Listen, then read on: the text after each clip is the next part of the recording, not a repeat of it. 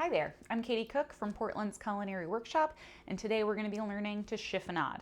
So, the first thing you're going to do is remember how to hold your knife properly. Pinching the blade of the knife and curling your fingers around the handle. Make sure that you've got your bear claw ready to go, so we're stabilizing whatever our product is with our pinky and thumb and curling so the fingertip is back behind the knuckle. Today we're going to be chiffonading a little bit of fresh kale and collard greens. I didn't have time to go to the store for basil, but I really like chiffonading these kind of cruciferous, tougher vegetables for salads and stuff. So what I'm going to do is I'm going to lay all of my leaves on top of each other in stacks. I like stacks of 4, especially if I'm doing basil.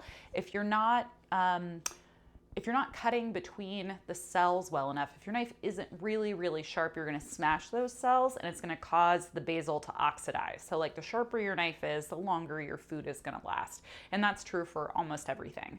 So I like to do my leaves in stacks of 4. It's okay if they're not all the same size.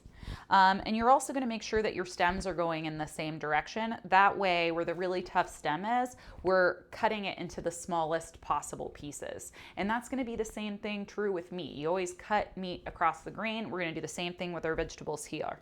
So I'm going to stack these up, one on top of each other, and then you're going to roll them sideways like a little cigar, little cigarillo, okay? I'm going to use the small version of my bear claw, the eagle's talon, to hold them in place as I go through and cut, rocking my knife. So we're going to be utilizing that rocking motion where the front of my knife is in constant contact with the board, cutting forward, drawing back. And you want to really get in there. This is an opportunity to really pay attention to what you're doing with your knife.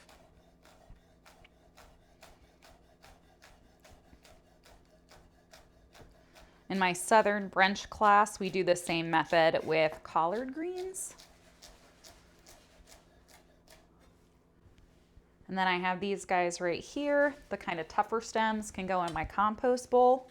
Just to show you that one more time, I'm going to stack my leaves on top of each other, about 4 at a time.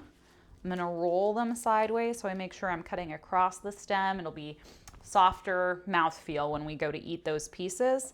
And then I'm going to utilize my rocking motion and really pay attention to what I'm doing to cut those nice small pieces. So I'm doing this with kale today. Obviously you can do it with any leafy green, but this is going to be a great addition to any salad or pasta. You can check out that super sweet nest. That's all I have for you today. We look forward to seeing you in the shop soon. Please check out our schedule of classes. Have a good one.